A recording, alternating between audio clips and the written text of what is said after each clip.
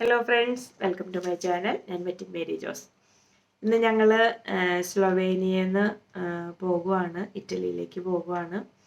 അപ്പോൾ ഇന്ന് ശരിക്കും പറഞ്ഞാൽ ഞങ്ങൾ താമസിച്ച ഹോട്ടലിൽ കുറച്ച് അസൗകര്യമൊക്കെ ഉണ്ടായിരുന്നു. കാരണം അവിടെ ലിഫ്റ്റ് വർക്ക് ചെയ്യുന്നുണ്ടായിരുന്നില്ല. അപ്പോൾ ഫസ്റ്റ് ഫ്ലോറിലേക്കും സെക്കൻഡ് ഫ്ലോറിലേക്കും ഒക്കെ, പക്ഷെ അവർ ഞങ്ങളുടെ ലഗേജ് ഞങ്ങൾക്ക് അതാത് ഫ്ലോറിൽ കൊണ്ടുവന്ന് തന്നു. കയറേണ്ടി വന്നു. ഞങ്ങൾക്കൊന്നും വലിയ കുഴപ്പമില്ലെങ്കിലും കുറച്ച് പ്രായമായവരൊക്കെ ഉണ്ട് ഞങ്ങളുടെ ഗ്രൂപ്പിൽ. അങ്ങനെ ചെറിയൊരു ബുദ്ധിമുട്ടൊക്കെ ഉണ്ടായി. എനിവേ ഞങ്ങളിന്ന് സ്ലൊവേനിയയിൽ നിന്ന് ചെക്കൗട്ടായിരുന്നു. ചെക്കൗട്ട് ചെയ്ത് ഞങ്ങൾ ആദ്യം ഒരു കേവ്സ് കാണാനാണ് പോയത്. കേവ്സിൻ്റെ പേര് പോസ്റ്റോയിന കേവ്സ് എന്നാണ്. ഇത് സ്ലൊവേനിയയിൽ തന്നെയാണ്. ഞങ്ങൾ താമസിച്ചിരുന്ന ഹോട്ടലിൻ്റെ അടുത്ത് തന്നെയാണ് ഈ കേവ്സ്. അപ്പം ഞങ്ങൾ അങ്ങോട്ട് കേവ്സിലേക്ക് പോയി. അതിനുശേഷം ലഞ്ചും അവിടെ തന്നെയാണ് അറേഞ്ച് ചെയ്തത്. അതിനുശേഷം ഞങ്ങൾ ഇറ്റലിയിലേക്ക് കടന്നു. ഇറ്റലിയിൽ പാദുബായിലുള്ള സെയിൻറ്റ് ആൻ്റോണിയോസ് ബസിലിക്ക, അതായത് വിശുദ്ധ അന്തോണീസ് ഉണ്ണിപ്പുണ്യാളുടെ, ഇവിടെ സെൻറ്റ് ആൻ്റോണിയോസ് എന്നാണ് പറയുന്നത്, ബസിലിക്കയിൽ പോയി. സെയിൻറ്റ് ആൻ്റോണിയോസ് ബസിലിക്ക കണ്ടതിന് ശേഷം ഞങ്ങൾ വെനീസിൽ ഒരു ബോട്ടിങ് നടത്തി. അതാണ് ഞങ്ങളുടെ ഇന്നത്തെ പ്രോഗ്രാം ആയിരുന്നത്. ഇന്നൊരു ടൈറ്റ് ഷെഡ്യൂളായിരുന്നു. പിന്നെ അതിന് ശേഷം ഡിന്നർ കഴിച്ചിട്ട് ഞങ്ങൾ ഹോട്ടലിലേക്ക് വന്നു. ഞങ്ങളിന്ന് പാദുവയിലാണ്, ഇറ്റലിയിൽ പാദുവയിലാണ് ഞങ്ങളിന്ന് സ്റ്റേ ചെയ്യുന്നത്. ഇന്നത്തെ വിശേഷങ്ങളുമായിട്ട് നമുക്ക് വീഡിയോയിലേക്ക് പോവാം. ഇന്ന് ഫസ്റ്റ് ഞങ്ങൾ കേവ്സ് കാണാനായിട്ട് വന്നിരിക്കുകയാണ്. ടിക്കറ്റ് എടുത്ത് ക്യൂ നിൽക്കുവാണ്. ഇതാണ് സാന്റാ മോണിക്കയുടെ ഗ്രൂപ്പ്. ഞങ്ങൾ 2 ലൈനായിട്ട് ക്യൂ ആയിട്ട് നിൽക്കുവാണ്. ഞങ്ങൾ കേവ്സ് കാണാനായിട്ട് ഒരു കുട്ടി ട്രെയിനിൽ കയറിയിരിക്കുവാണ്. ഞങ്ങളുടെ സാന്റാ മോണിക്കയുടെ ഗ്രൂപ്പും അതിൻ്റെ ഇടയ്ക്ക് കുറച്ച് ഫോറിനേഴ്സും ഉണ്ട്. ഞങ്ങൾ റെഡിയായി. ഈ ട്രെയിൻ എപ്പോൾ ഫില്ലാവുന്നോ അപ്പോൾ സ്റ്റാർട്ട് ചെയ്യും. എല്ലാവരോടും ഫില്ല് ചെയ്തിരിക്കാൻ പറയും. ഇതാ എൻ്റെ പ്ലേസാണ് അവിടെ ഫ്രീ ആയിട്ട് കിടക്കുന്നത്. ഞങ്ങൾ എല്ലാവരും പോവാൻ റെഡിയായിട്ട് കുട്ടി ട്രെയിനിൽ കയറിയിരിക്കുകയാണ്. എല്ലാവരും റെഡിയാണ്. ഇപ്പോൾ ഇത് കുറച്ചുകൂടി ഫില്ലാവാനുണ്ട്. ഫില്ലായാൽ അപ്പോൾ സ്റ്റാർട്ട് ചെയ്യും.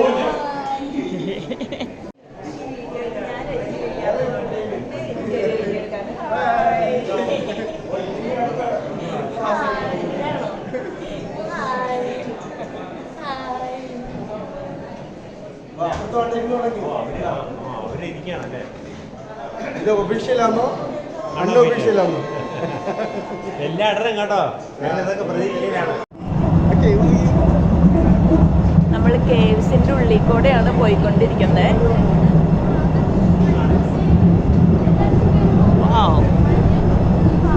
തണുവാണ് ഇതിൻ്റെ ഉള്ളിൽ. പിന്നെ ഇത് പോകുമ്പോൾ കാറ്റും കൂടി വരുമ്പോൾ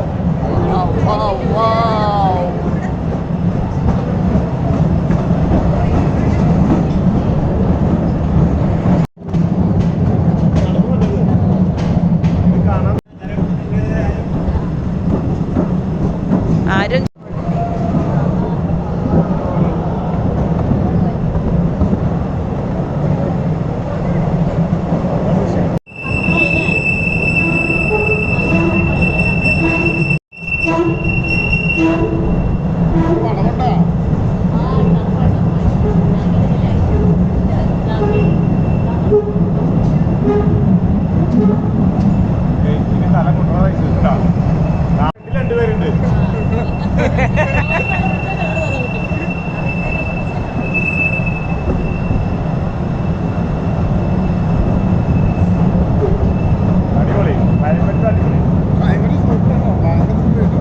ശരിക്കൊക്കെ കൈ മരയിക്കണ്. അതെ, ഇതിൻ്റെ ഉള്ളിൽ തണുപ്പുണ്ട്. പിന്നെ ഇത് പോകുമ്പോൾ കാറ്റും അല്ലേ. ഈ കാറ്റും കൂടി വരുമ്പോൾ ഷോളും കൂടി എടുത്തില്ലെങ്കിൽ നമ്മള്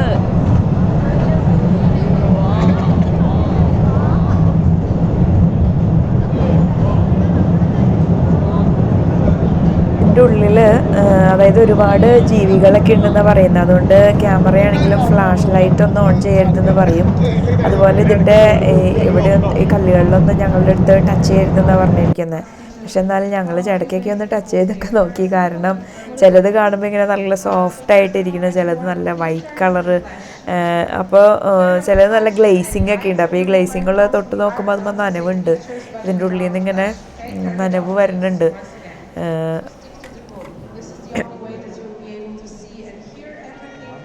Otherwise, you will miss the explanation. You will be late for the train and blocking the groups behind us. So please have it in mind and stick to the group all the time. We'll walk quite slowly, and a few times we'll stop for the explanation for the first time in around 5 minutes. Okay? If you have any ഞങ്ങൾ കേവ്സിൻ്റെ ഉള്ളിലാണിത്.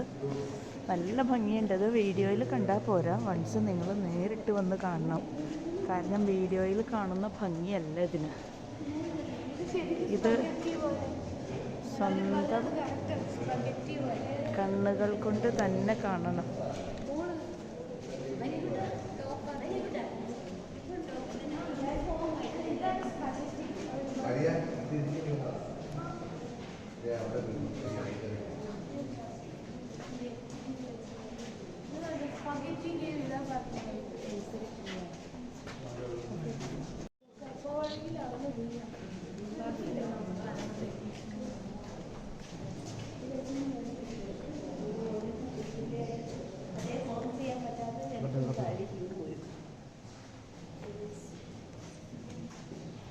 ഇതാണ് spaghetti caves. Yes, ശരിക്കും മെഴുക് ഉരുക്കി വീണ് നിൽക്കുന്ന പോലെ അല്ലേ. ഇതിൽ കുറച്ച് സ്ഥലം ഞങ്ങളെ ആ കുട്ടി ട്രെയിനിൽ കാണിച്ചു. പിന്നെ ഞങ്ങൾ നടന്ന് കാണും. അത് കഴിഞ്ഞ് ഈ കുട്ടി ട്രെയിനിൽ തന്നെ ഞങ്ങളെ പുറത്തേക്ക് ഇറക്കും.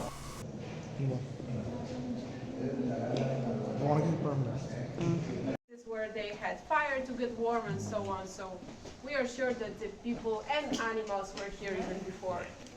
Why are you worried?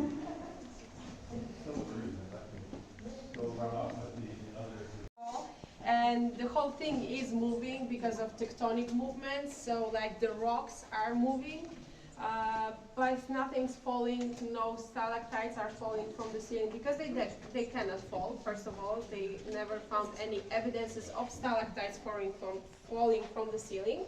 Stalagmites can fall, but again, still trying to find new connections, and right now they're working on one connection which is under the water, so in the river. They're trying to connect. To connect means that they're trying to find some connections between Postojna Cave and Planina Cave. They already know that they're connected because they're made by the same river, and the river flows from Postojna Cave to Planina Cave and then further. But there's one very, very deep, dangerous siphon in between, and they are not able yet to swim through it. And in Slovenia, we have a law which says that unless you're able to swim through the cave, you cannot map the cave. You cannot say it's so long. You need to swim through it so that you can.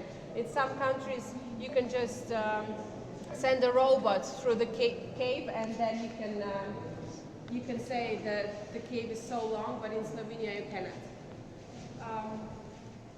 Well, wait just a few more seconds. Can you? So the brilliant and the thinner, and the ones behind them, we call them the stone organs.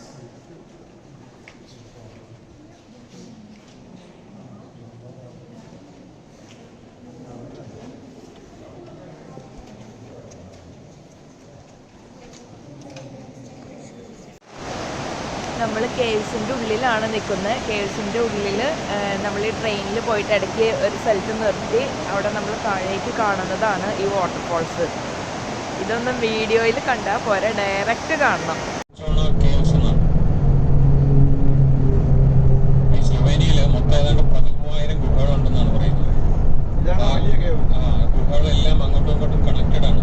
പക്ഷെ എല്ലാ ഗുഹകളിലും കയറാൻ സാധിക്കില്ല. കയറാൻ സാധിക്കുകയാണെങ്കിൽ പോലും പലതിലും സുരക്ഷിതമായ trekking ഡ്രസ്സുകളും അതൊക്കെ ഇട്ട് പരിചയമുള്ളവരുടെ കൂടെ അകത്ത് കയറാനൊക്കെ പലപ്പോഴും. പക്ഷെ ഈ ഗുഹ അങ്ങനെയല്ല. ഇതിന്റെ അടിയിലൂടെയും മുകളിലൂടെയും പൂല എന്ന നദി ഒഴുകുന്നുണ്ട്. ചില സമയങ്ങളിൽ ഈ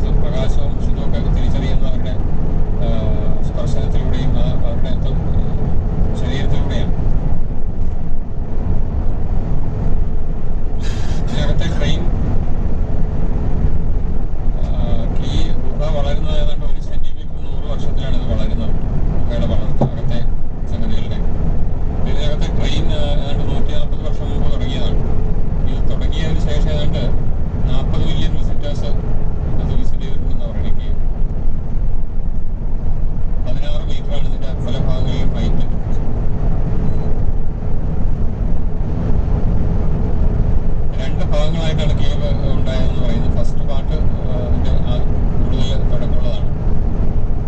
അത് ഒരു നദി ഒഴുകിക്കൊണ്ടിരുന്നപ്പോൾ ഉണ്ടായതാണ്. സെക്കൻഡ് പാർട്ടും അതുപോലെ തന്നെ. അപ്പം നദിയുടെ ഒഴുക്ക് കൂടുതൽ ഇപ്പം താഴെക്കൂടെയാണ്, മുകളിൽ കൂടെ ഉണ്ട് ചെറിയ രീതിയിൽ. അപ്പം ആദ്യത്തെ പാർട്ട് നദി കൂടുതൽ ശക്തമായി ഒഴുകിക്കൊണ്ടിരുന്നപ്പോൾ ഉണ്ടായതാണ്.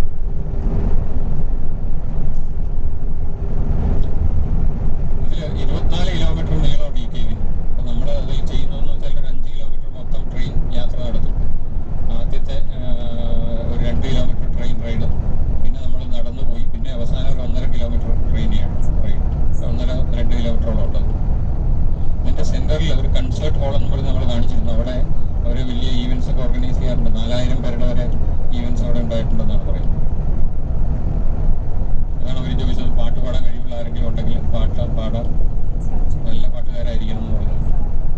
ഒരു ലോക്കൽ നോബിൾ ആയിട്ടുള്ള ഒരാൾ ലൂക്കാസിക് എന്ന് പറയും. പുലി എന്തോ ഇതിൽ തട്ടി ഗുഹയുടെ അകത്തേക്ക് വീഴുകയായിരുന്നു. അത് നായാട്ട് നടത്തിക്കൊണ്ടിരുന്നു. പക്ഷേ ഇതിൻ്റെ ഫസ്റ്റ് റെക്കോർഡ് ഇവിടെ ഒരു പര്യവേഷണം നടന്നിരിക്കുന്നത് 19-ാം നൂറ്റാണ്ടിലാണ്. അതൊരു ഫ്രഞ്ച് നാച്ചുറലിസ്റ്റിൻ്റെ പേരിലാണ്, ലൂക്ക എന്ന് പറഞ്ഞത്. ഈ ഒരു ഭയങ്കര ഈ ഗുഹ പര്യവേഷകനായിരുന്നു, അല്ലെങ്കിൽ അണ്ടർഗ്രൗണ്ട് പാസേജുകളൊക്കെ പിടിക്കുന്ന ആളായിരുന്നു. 25 കിലോമീറ്റർ നീളമുള്ള ഈ കേവ് യൂറോപ്പിലെ ഏറ്റവും വലിയ കേവ് സിസ്റ്റങ്ങളിൽ ഒന്നാണ്. ദൃഢമായ പരിതസ്ഥിതിയിൽ ജീവിക്കാൻ സാധിക്കുന്നതായ ഗുഹാജീവികളാണുള്ളത്.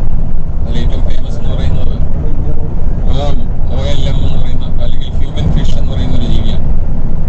Aquatic salamander.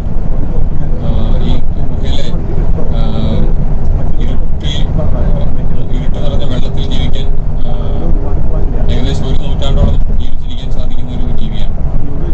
ഇതിൽ കാണുന്ന മറ്റുള്ള ജീവികൾ എന്ന് പറഞ്ഞു കഴിഞ്ഞാൽ ചില പ്രത്യേകതരം വവ്വാലുകൾ, ഇൻസെക്ട്സ്, ചില ഷഡ്പദങ്ങൾ ഒക്കെയാണ് ഇതിനകത്തുള്ളത്. ഇത് എക്കോസിസ്റ്റം എന്ന് പറഞ്ഞാൽ വളരെ ഡെലിക്കേറ്റ് ആണ്, ഹൈലി സ്പെഷ്യലൈസ്ഡ് ആണ്. അപ്പോൾ അവിടെ എന്തെങ്കിലും പൊല്യൂഷനോ അതുപോലുള്ള സംഗതികളൊക്കെ ഉണ്ടായാൽ ഈ ജീവജാലങ്ങൾക്കൊക്കെ നാശം സംഭവിക്കുന്നതാണ്. അതാണ് അതിനകത്ത് വളരെ സ്ട്രിക്റ്റായിട്ട് അവർ ഫ്ലാഷ് പോയി വിടാനൊന്നും അനുവദിക്കാത്തത്. കാരണം വെളിച്ചം പല ജീവികൾക്കും ദോഷം ചെയ്യുന്നതിനകത്ത്. കാരണം മങ്ങിയ വെളിച്ചവും ഫ്ലാഷ് ഇല്ലാത്തൊരു പരിസ്ഥിതിയൊക്കെ അതിനകത്ത് സൃഷ്ടിച്ചിരിക്കുന്നത്.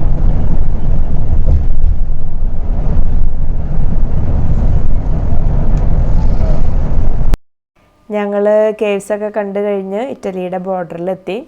അപ്പോൾ അവിടെ ഞങ്ങളൊരു പോലീസുകാരൻ കൈ കാണിക്കുന്നതാണ് ഈ കാണുന്നത്. പോലീസ് കൈ കാണിച്ചു. പക്ഷേ ഇത് ഇറ്റലിയിലെ പോലീസല്ല, സ്ലൊവേനിയയിലെ പോലീസാണ്, ബോർഡറിലാണ് നിൽക്കുന്നത്. അപ്പോൾ അവർ ഡ്രൈവറുടെ അടുത്ത് എന്തൊക്കെയോ ഡോക്യുമെൻറ്റ്സ് ഒക്കെ ചോദിച്ചു.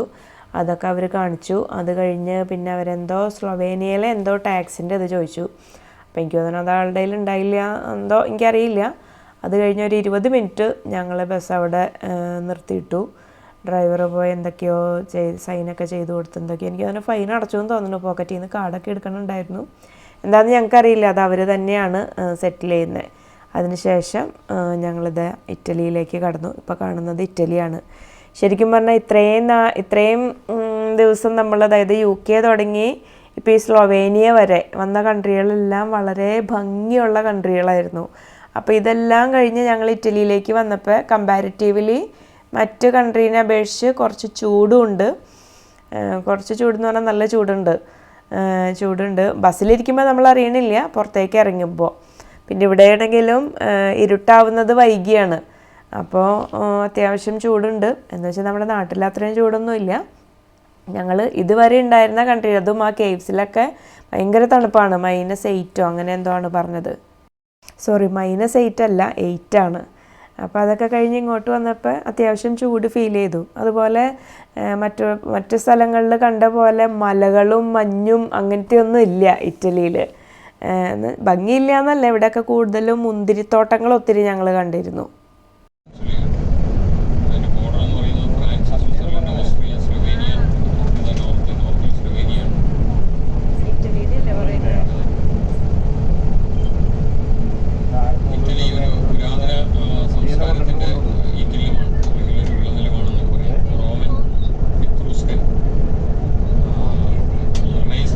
കാലഘട്ടത്തിലെ ഒരു പ്രധാന കേന്ദ്രമായിരുന്നു. സിറ്റികളായ ഫ്ലോറൻസ്, വെനീസ്,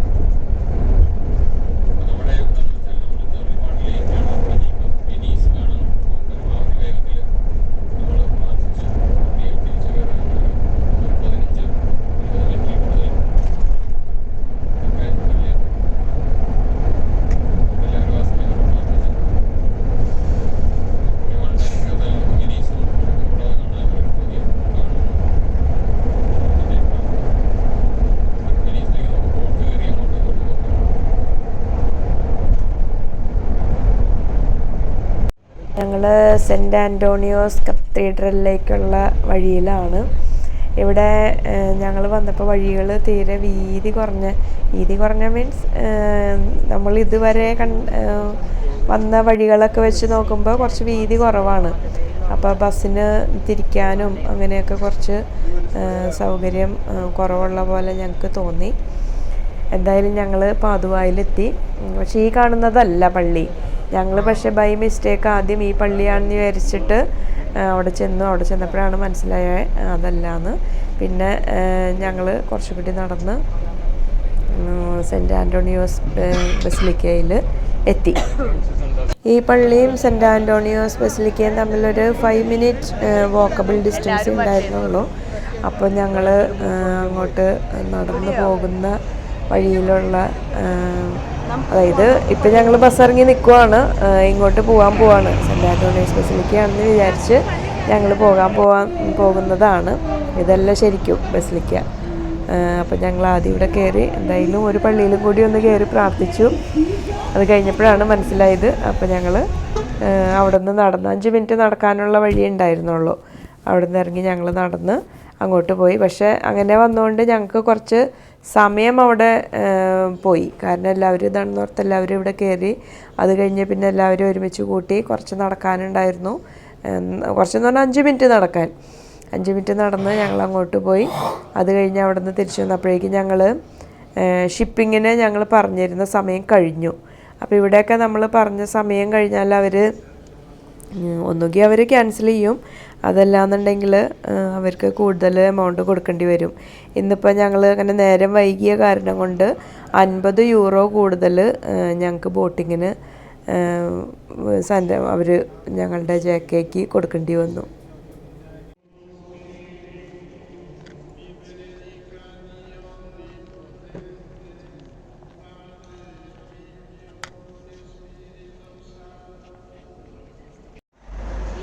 ഇതാണ് ഇറ്റലി പാദുവയിലെ സെൻറ്റ് ആൻ്റോണിയോ എന്നാണ് ഇവിടെയൊക്കെ എഴുതിയിരിക്കുന്നത്. സെൻറ്റ് ആൻ്റണിയുടെ ചർച്ചാണ്. അങ്ങോട്ടാണ് ഞങ്ങൾ പോകുന്നത്.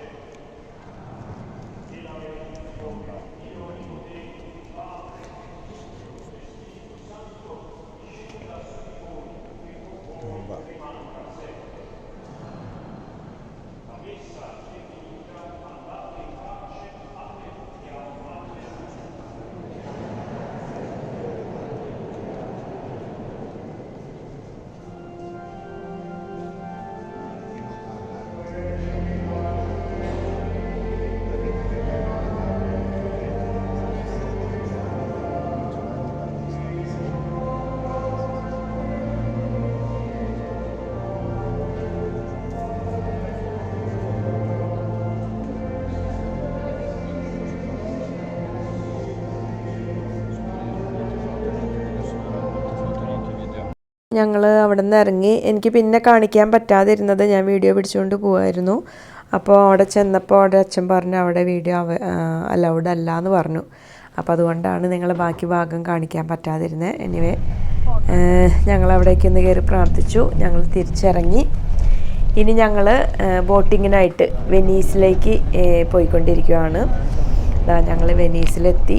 അവിടുത്തെ കാഴ്ചകളാണ് ഈ കാണുന്നത്. നല്ല രസമാണ് കാണാനായിട്ട്. പിന്നെ ഞങ്ങൾ ഓൾറെഡി ലേറ്റായി. പിന്നെ ഞങ്ങളുടെ ടൂർ മാനേജർ ജെക്കെ വിളിച്ച് പറഞ്ഞ് അവർ വെയിറ്റ് ചെയ്തു. പക്ഷേ ഞങ്ങൾ വൈകിയത് കൊണ്ട് അവരുടെ സമയം കഴിഞ്ഞു, ആൾ പോയി എന്നൊക്കെ പറഞ്ഞ് ഞങ്ങളൊരു 5 മിനിറ്റ് അവിടെ വെയിറ്റ് ചെയ്തു. അതിനുശേഷം അവർ വന്നു, ഞങ്ങളെ കൊണ്ടുപോയി. പക്ഷേ അതിന് അഡീഷണൽ അവർ 50 യൂറോ എന്ന് തോന്നുന്നു അഡീഷണൽ അവർ വാങ്ങിച്ചു.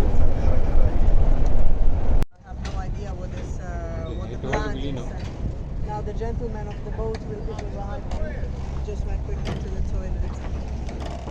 ഞങ്ങൾ വെനീസിലെത്തി. ഞങ്ങൾ ബോട്ടിങ്ങിന് പോകാനായിട്ട് കുറച്ച് ലേറ്റായി.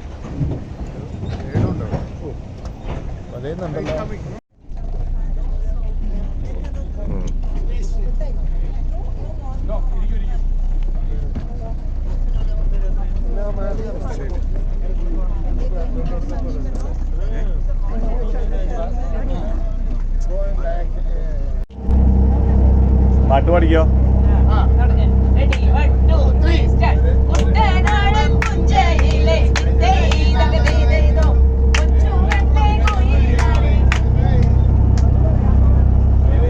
ഞങ്ങൾ പാട്ടൊക്കെ പാടി തുടങ്ങി. പക്ഷെ അവിടെ മൈക്കിൽ അനൗൺസ് ചെയ്യും അവർ ഇതിൻ്റെ തീരത്തുള്ളത് എന്താണെന്നൊക്കെ ഉള്ളത് ഇങ്ങനെ അനൗൺസ് ചെയ്യും. അതുകൊണ്ട് ഞങ്ങൾ തൽക്കാലം പാട്ട് നിർത്തി.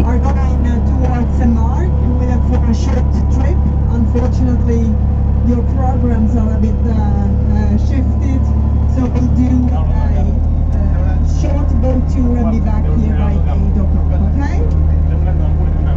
We will say now we are leaving this area called the Trochetto, where all buses arrive, and the ships, the boats, took some mark to go to the private boats, and then we'll say around the canal and reach the mark and then come back. This is an artificial island made in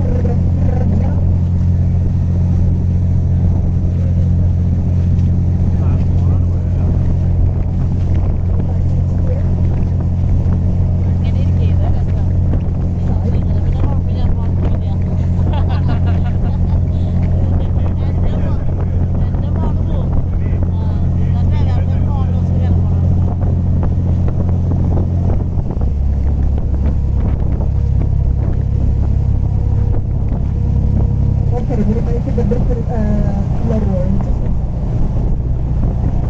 Is that okay for you now? It's getting lower. Just one moment. Hello hello hello hello hello hello hello hello hello hello hello hello hello hello hello കേക്കണ്ടേ അതാ കാറ്റ് വരുമ്പോ Is that better like this? Okay, perfect. I didn't understand that. So we are now approaching the canal of La Giudecca, and here you see the whole, from here on we approach some also.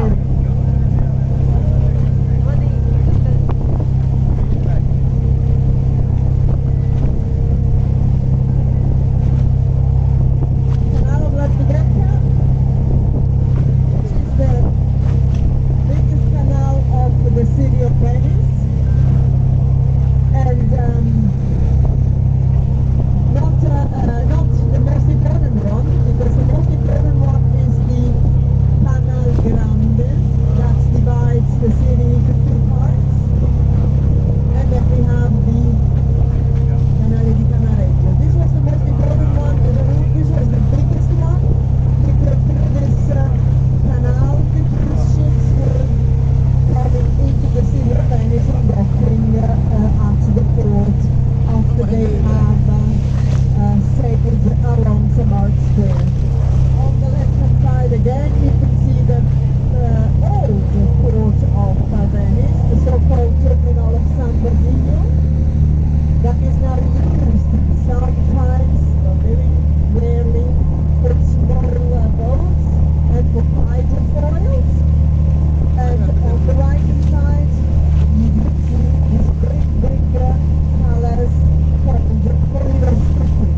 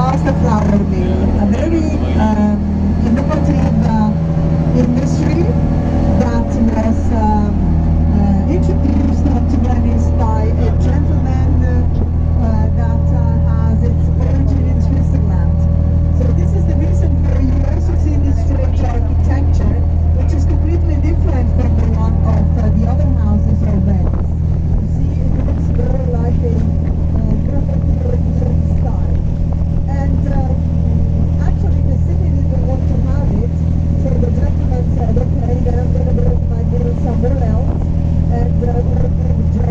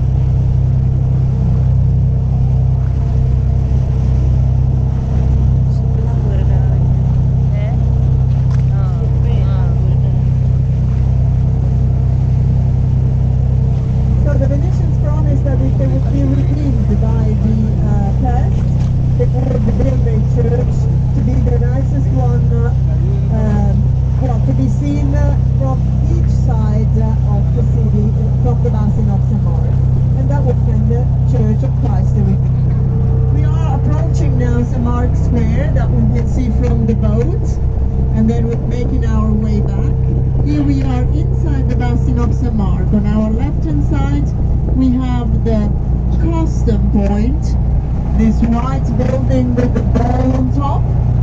That was the point where all ships coming into Venice were stopping to pay their custom duties. And then after that, they could go towards the market of Rialto through the Grand Canal. The Grand Canal begins right here, where you see the white building with the golden ball on top. And in front of us, we do have St. Mark Square. St. Mark Square is the most important highlight of the city of Venice, the one that is known by everyone. And it is introduced by the two columns that you see right there. On the left column we have the patron saint, the previous patron saint of the city, Saint Mark. And on the second column we have the winged lion, which is the symbol of the actual patron saint. That's to say Saint Mark the Evangelist, one of the four evangelists of Christian religion. You can see the Doge's Palace, this beautiful palace with this Gothic flamboyant decoration and with this pink squares decoration on the facade. And then in the background, just in between the two columns, you can see the Basilica of St. Mark.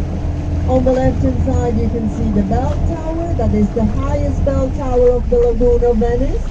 And then the clock tower with the two doors that are ringing the bell on top of it. വെനീസിലെ വ്യാപാരികൾ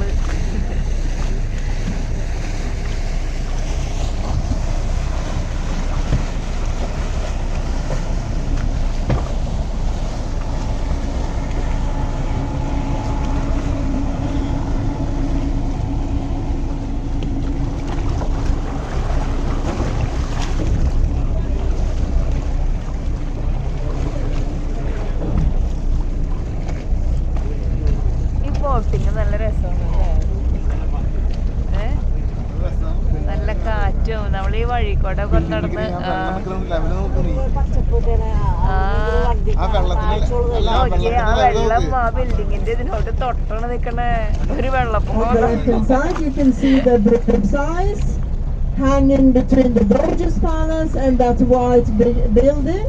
So that's the one that hangs, okay, is the Bridge of Sighs.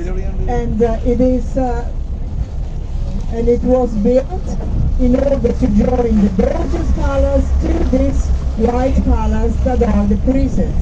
The Doge's Palace is seat of the government, used to be court of justice, seat of prisons, and home to the Doge. The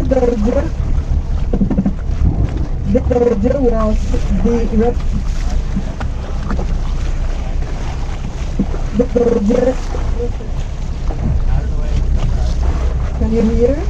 The Doge was the representative of the city of Venice, a sort of a president.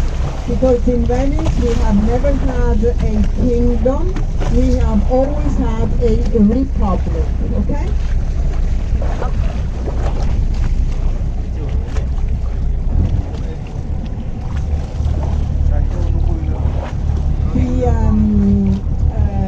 The new prisons were built in order to give to the prisoners that were inside of the Doge's Palace a better lifestyle.